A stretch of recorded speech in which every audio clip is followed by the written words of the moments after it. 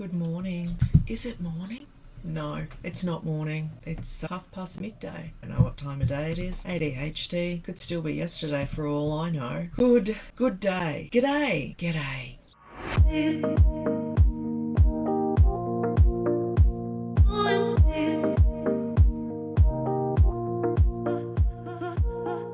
How was your silly season? I hope everyone had an okay silly season, and for those that don't celebrate, more power to you. Honestly. I hope everybody's emotional, physical well-being is okay. What an autistic way to say I hope everyone's well. Not ready for sensible season. Sensible. What an interesting word. Sensible. Not where humans are concerned, I'm sure. How do you talk to yourself as a neurodivergent person after relationship breakdown? I feel like as neurodivergent folks, we give ourselves such a hard time when friendships end, when relationships end. And for me, throughout my life, this has happened often, and I know it's a really common experience for ND folks. Last year was a sad one for me. I lost a few people, and people that I had worked with, people that I had established a relationship with, a connection with. And when I connect with people, I go deep. You know, I don't just have friends. I'm really connected. I really care about people. And I know not everybody is like that, and I know not everybody connects like that, but I do. And that's part of my neurodivergent expression, is to really care. I think one of the harder parts about being neurodivergent in connection with others is communication. We have this way of communicating that is very different to neuronormative standards. And I think it's often seen as, well, I know it's often seen as being disordered communication or not being okay. Otherwise, we wouldn't have social skills training. We wouldn't have recommendations for our children to be put in early intervention to fix their communication or their communicative skills with others. And we never really do a lot of talking or considering that people who are not autistic may need support as well with communication. We just go, this is the right way, this needs help. When really, when you understand neurodivergent identity and culture, moving away from neurodivergence as a medical disorder, we understand that neurodivergent communication and neuronormative communication are two different cultures. So there's a cultural clash there. We're trying to communicate with one another, and it's not like this because two different cultures. It's like speaking two completely different languages. I think what happens more often than not is that, you know, we really value honesty and transparency and clarity and saying it like it is. And one of two things often happen with neurodivergent adults. We will be straightforward and we will say exactly what's on our mind, and we will lay it on the line, and we'll be vulnerable, and we'll put ourselves out there. We'll risk everything to be honest. And I think sometimes we do this as well because it's like an offering of submission or being submissive, much like animals do, to be honest. That beautiful vulnerability. We lay down before the person and we say, this is who I am. These are my feelings. I want you to know I'm not a threat. When we do that, we often come away with the trauma of being rejected and the trauma of being disapproved of, being told we're too much, we're too intense, we are too unboundaried, or we're too familiar. It's so hurtful and so painful because when we connect, we really get in there. We go deep. Our loyalty and our love for the people in our lives is so much that when the connection ends, it is absolutely devastating. Absolutely devastating. So we do this one of two things. We do what I've just talked about, that complete putting it out there and laying it on the line and saying, here's who I am and here's what I'm about. Or we don't communicate at all because of the fear of being rejected or disapproved of or abandoned. And fear is very real for us as neurodivergent people because I mean, somebody please show me a neurodivergent person in adulthood who has not been repeatedly and consistently rejected by their peers, by their own families at times, by educators, abandoned or disapproved of, consistently reprimanded. It's traumatic, and it doesn't leave us with a healthy sense of self. So something I found about myself in adulthood was that I realized I was seeing myself through the eyes of others. I never saw myself through the eyes of the people that loved and cared for me. I only saw myself through the eyes of people who had disapproved of me. And so I took that abandonment, that rejection, that disapproval, and I turned it into, well, these are the things I have to work on to be better, to be more likable, so that I will be approved of. And the reality of that approach to myself is that if you're a human being, and we all are, there are always going to be people in the world that don't approve of us, that abandon us, that reject us, that don't like us. And we are not exempt from being the people that disapprove of others, that reject others, and that abandon others. Whether that's our intention or not, being a human being means that no matter who we are, how we show up in the world, what we look like, what our fashion sense is like, whatever it is, there's always going to be someone who isn't going to accept us. Always. And so I came to the point where I decided that I refused to give up another single moment of my life trying to be what I thought everybody wanted me to be. There's no end point there. There's never going to be an end point. So for many neurodivergent folks, we don't communicate our feelings. We don't share our feelings. Instead, we spend a lot of time taking on board the thoughts and feelings and experiences of those we're in connection with, too afraid to give perspective or feedback for the fear of being abandoned, rejected or disapproved of. And one of the most incredibly painful parts of being a neurodivergent person is being misunderstood. And how often does this happen for ND folks in connection with people who are not neurodivergent? Remember how I was talking about the cultural clash? Two different languages here. We might say something and it's received in a particular way that it's not intended, and vice versa, because we're speaking different languages. We have different communication styles. We have different cultures. There are a few issues for us in terms of being disconnected from others. I had my own personal experience last year with somebody that I still really adore very deeply. And I think this is something that happens for us too. It doesn't stop hurting, because when we have a connection with someone and then things change and they no longer want to be our friend or our partner or whatever happens, for many of us as neurodivergent folks, we don't switch off and move on. Those incredibly deep levels of empathy for me mean that I can move forward, but I still very much adore that person, and I'm able to have radical acceptance around whatever's going on,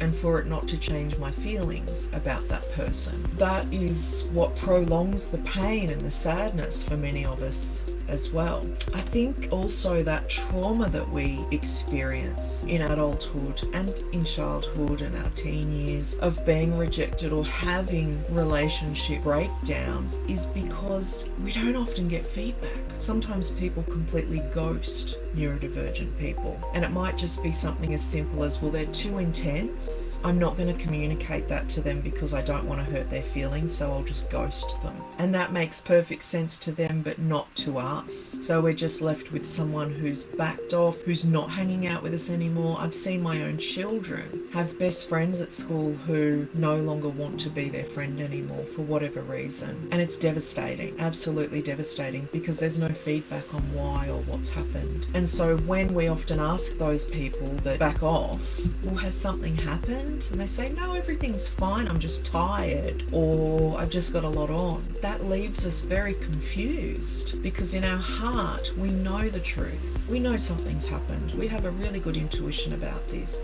And so when people we're connected with don't tell the truth, that's even more hurtful, but it also confuses us. Moving forward in life with those experiences of rejection, abandonment, judgment, disapproval, not knowing what's happened, being ghosted. We can be very apprehensive about how to behave in relationship with other people. Very apprehensive because of that trauma and those many experiences. Alongside that, we've had plenty of time to observe neuronormative culture. I think because we've spent so much time trying to mask and adapt to neuronormative culture, we have made some incredible observations. Now, when I talk about neuronormative culture, I'm not speaking about every person who is autistic or not autistic or not neurodivergent. In the same way that when we talk about autistic folks, we're not talking about every single autistic person. For me, some of the things I observed in neuronormative culture is that if somebody has a hard time with another person, they'll often go off and tell all of their friends their side of the story or their problems that they've had with this other person, and there's like a ganging up culture. This is something that I observed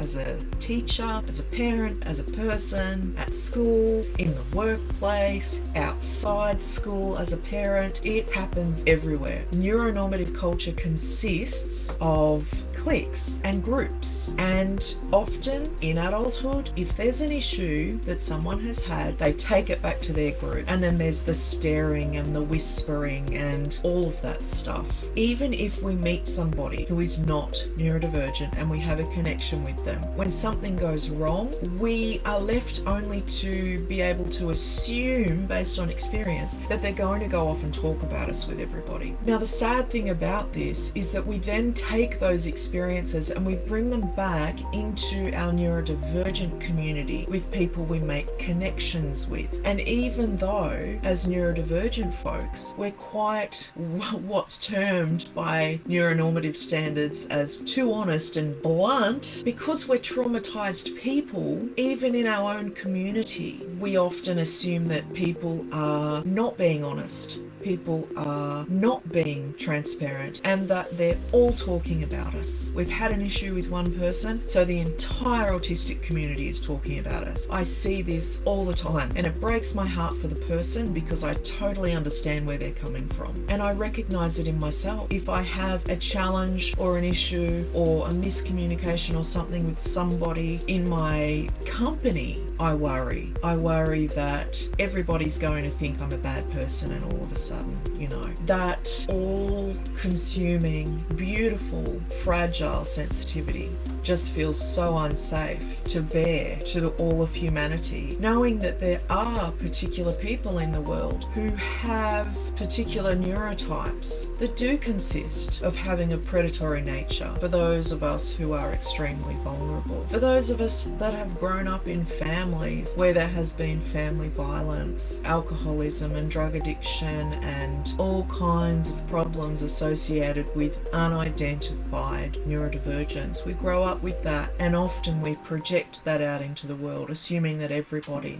is like that. Sometimes when I meet people who are kind and generous and don't expect anything in return in connection with others, I'm shocked, and it's difficult to trust in that. But those people do exist. Point of talking about this is to recognize that for neurodivergent people, there are going to be so many times in our lives where we've had relationship breakdowns, and it's very, very easy for us to turn on ourselves and to say, you know what, there's something wrong with me. If there's a consistent pattern where I can't maintain a friendship or a relationship, or my parents don't love me, my siblings don't want to be associated with me, it's very, very easy for us to quickly turn on ourselves and for others and say, well, I'm the common denominator, I must be the problem. However, believe it or not, that is not always the case. If we reframe it and look at it like this, I'm the neurodivergent person, and I have a particular communication style that is not matched by my friends, by my partner,